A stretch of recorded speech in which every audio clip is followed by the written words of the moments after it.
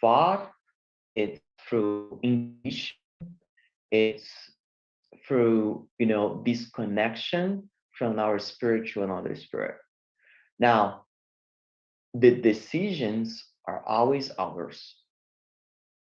That's something that we also learn in this chapter of the principle. It doesn't matter if the thought came from us or came from the spirit. It doesn't matter at all. What matters is what decision we are making based on those thoughts. I can have, I can receive a very good message from a spirit that's trying to help me, but I still decide to go to another path, you know. Or I could have my own thoughts to go to the right path and do that, Then the merit is mine, or the consequences will be mine, not because of the thought, but because of the decision I made, the action I took, right? That is what we need to keep in mind, you know. More important than paying attention to the thoughts, it's paying attention to our action. Look to what you're thinking. Compare that with your conscience, where we have all the divine laws written to us. We tend to forget them, for our own pride and trying to get things better for us, right? But if we pay attention to our thoughts, if we pay attention to what is being telling us for our intuition, and then we compare that to the laws that the Spirit's book help us to understand a lot on part 3 of this book, the Spirit's book, we can, and with our own conscience, right, that everything is written there, then we can assess those thoughts, see what is the best decision to be made, and then take that decision. And that is what will take us to the right path towards God and Jesus. But again, how do we hear the messages or the things that come from the loved ones that we have, right? It is incarnated already. And two things we already mentioned. It's not always immediate and not always what we want. I had once a friend that came to me and we were talking, and she said, well, once I prayed to get to my to connect to my father, to know that he was fine, etc. And a few days later, I saw a big campaign in the shopping mall with my father's name, which is not a common name. It was not a name like John, Mary that we see everywhere, right? Many times they use um, common names to call people's attention, but his name was not that common. She saw that in a mall very clearly, his name, and she connected that to her prayer. How that happens, only God knows, right? But she took that as an answer that he was okay. She took that as um, the answer that she was expecting, and that gave her the peace that she needed to move forward. Right now, is that can I say, yeah, that was exactly everything was planned by the spiritual word, so you can see that and that bring the peace that you need? Well, I cannot, but that brought her peace, that brought the peace that she needs, and that's beautiful. I want to believe that she was guided by the good spirit to that place so she can see his name, and then that, knowing that, would give her the peace that that she needs. The problem is that we we do a prayer now, say, God, give me the sign. And I expect that now the sky is blue, beautiful, and then everything will have a bunch of is no, rain clouds, and then we have lightning and start rain. And so, all right, this is the sign that I expected and came right now. You know, most of the time the signs will come when we're not expecting them, right? And we need to learn how to read those signs, right? One of the things that I believe it's a way to connect is if you have that loved one and you ask for advice and you ask to connect to the person, try to remember what that person would do, right? Forget about what you want to hear as an answer and try to see, okay, my grandfather, he was wise. Um, I wish I could have this question be answered for him. You know, I'll pray and then I'll wait and I'll think as well. Okay, I'll meditate about, okay, how my grandfather would answer this. Try to bring back the memories that you had about that person, right? Um, those memories, those um, ideas connect us to the person and help us to get the answers that we want to. Now, I hope nobody here has expected that we would have an easy way, that we would have a magic way to connect the loved ones, because it's painful. And even though we know that we're gonna see each other again, it is painful, right? To lose someone. It is painful the same way that every time that we go to our home countries and come back to Canada, it is painful, right? So um, thank God today we have to communicate with those incarnated. We have internet, we have video calls, right? It's not like years ago that not years ago, 20 years ago, where internet was maybe a little bit more than 20 years. That internet was not that easy to have. Not everybody had, or even phone calls was super expensive, and we were writing letters. So the way that we might want to take this is that we are writing letters to those disincarnated loved ones that we want to connect to, and then the answer will take a while before we get them, right? But they are there.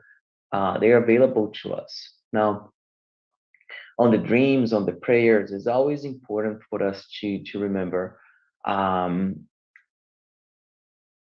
the dreams will connect us to what we are connected at the moment that we go to bed, right?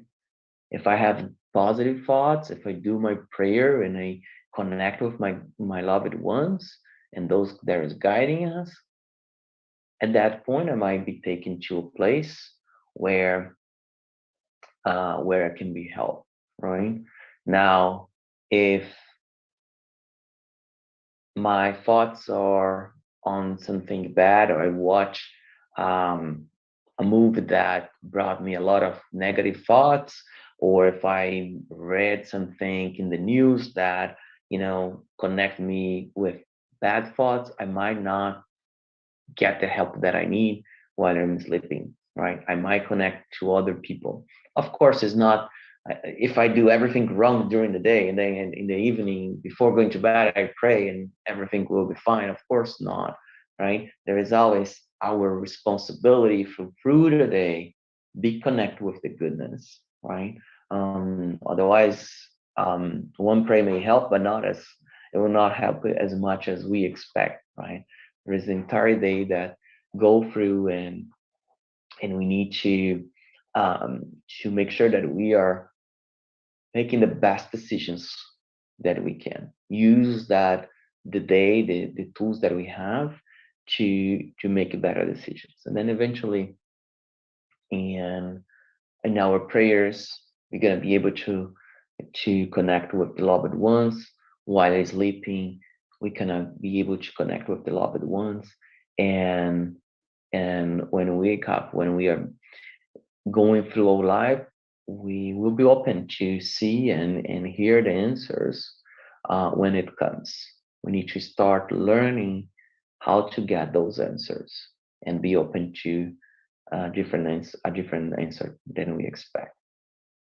So that's what I had for today. I hope you can learn a little bit. I super encourage you to read the chapters in the Spirit's book, part two, chapter 89, that talk about the emancipation of the soul and the intervention of spirits in the corporeal world. You can learn much more. And then, of course, Andrea Louis books that bring real examples for us.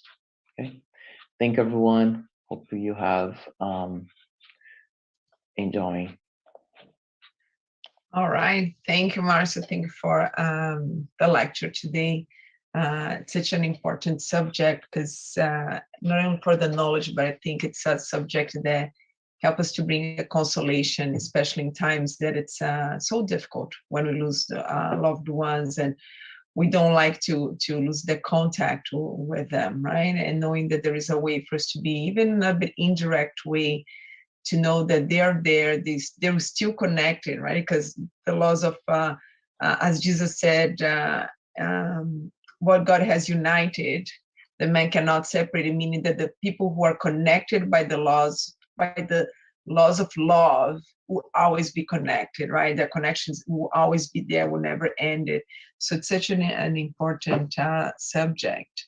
And let's see if Joyce or Joe are here with us today, if they have also anything to bring here to this lecture, any comments or... I also agree that it's a very relevant topic. We see in the Spirit Center many people coming to the house as the first thing, kind of like they might not even know a lot about spiritism, but what motivates them to come first time sometimes is exactly to find that answer and find a way to connect them back to their loved ones, especially when it's a very close, like parents or kids. We see from Chico Xavier history, right? So like we see many examples how many moms went to him to searching for that connection, either through a letter, because he used to receive so many letters. So I think the message that is important for our viewers today is that exactly what Marcio said, that we have to understand that that connection is always there. Is similar to our prayers, right? Because sometimes we pray, and if we are in such a hard moment, we may have that feeling that God is not listening to us because we are going through many difficulties, and we feel like depressed, and we feel that our prayers are not heard.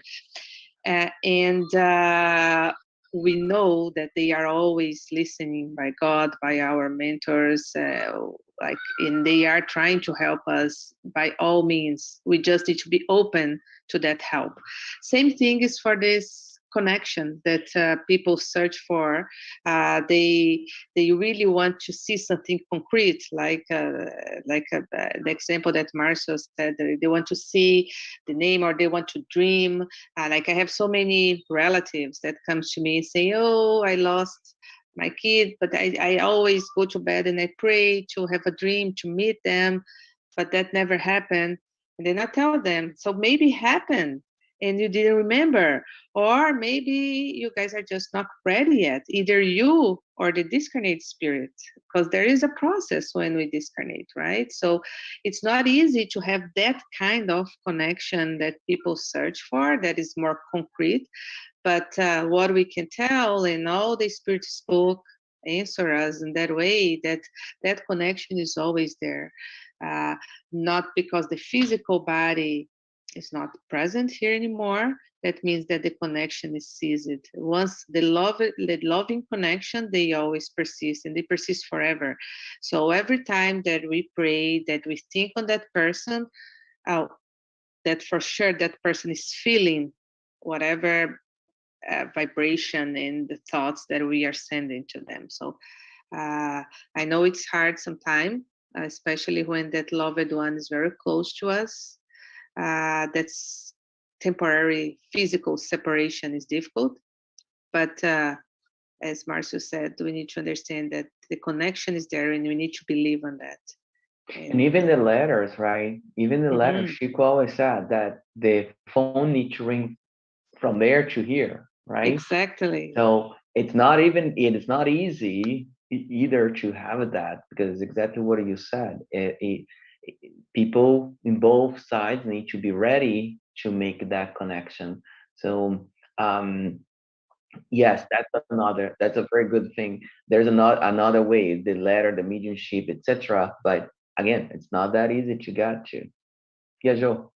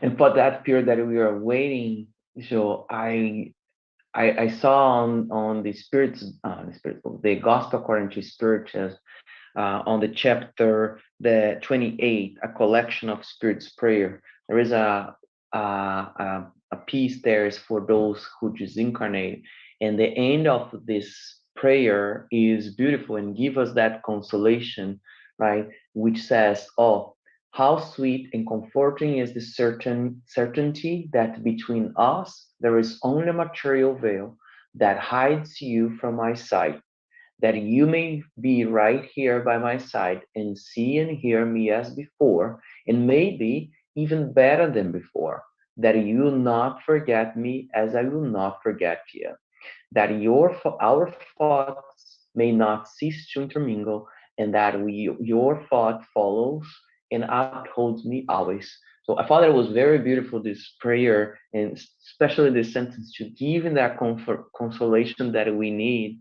when we're not hearing, we're not getting back any answers, at least the ones that we expect, right?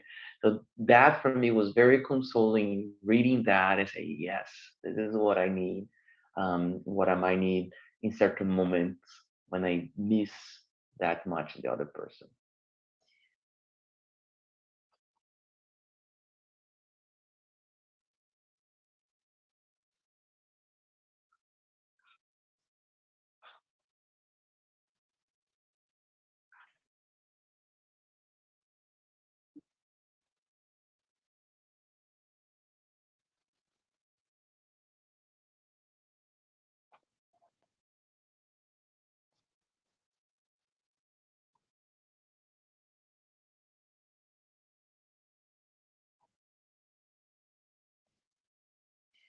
The other thing I think is really important that when Joe and Joyce were talking about that not always you can have a communication, right? There's a whole process that both has to be prepared and everything. It's very important for us to understand that, because a lot of times, especially if you don't have a good understanding of how mediumship happens and all the concepts that spiritism brings to us, we think that the medium is the one that makes the communication happen. And then if I go to a medium and I don't get what I want, it's because it's not a good medium. Oh, this is not a good medium, right? Because people think that Chico was the one who used to make those messages to happen. He didn't make anything. He was just the message. He just heard and put it on the paper, but he didn't. And if a spirit was not ready, no matter if it was Chico bringing the message wouldn't arrive. How many mothers went there and left without a message, right? Because it was not the moment. But a lot of times we think that's the medium that makes it, right? To the message to happen, and it's not. And if you start to think like that, that's when sometimes people go from medium to medium, trying to find the answer that I wanted to hear. And we know there's not all mediums out there are serious ones. Even the spirits that sometimes cannot, there's no serious spirits. I can say, okay, that's what you want to hear. Here, I'm going to give you a message, and not even being a true message, right? So then we put ourselves in a position that we can be fascinated, we can be misleading, because I'm looking for something, and until I don't get the message, because I think that's the medium that makes the message happen, and the medium does not make the message happen, right? Like Joe and Joyce were talking about, there's a whole process. The spirit on the other side has to be prepared. And there's even messages sometimes that we see where even she would get sometimes messages like that, where it wasn't the spirit of my child who passed away, would be a spirit of some other spirit that would come and say, hey, just so you know, your son or your father or whoever passed away, it's fine. He's still taking care of it, not ready to communicate, but it's fine, right? Because that spirit's not ready for it, right? So the medium itself does not make the communication happen, right? It just receive it and pass forward. Any other comments, Joe, Joyce, Marcio? No?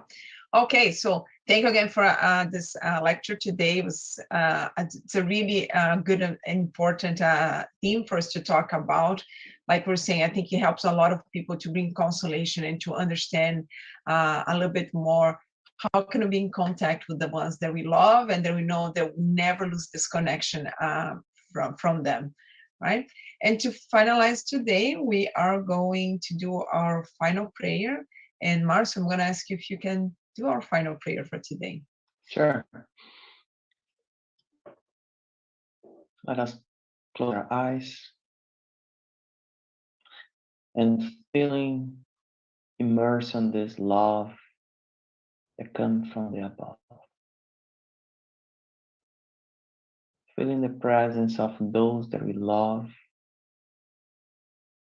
around us. That is this time are not incarnate anymore of us. Feeling the good energy of our familiar spirits. The good energy that comes from those spirits that guide us for this incarnation. Let's feel the blessing. Feel our hearts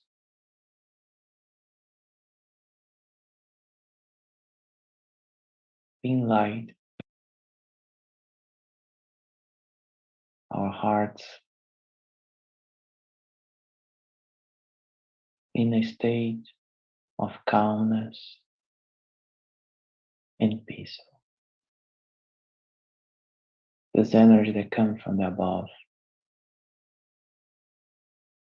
giving us the strength, the consolation, the faith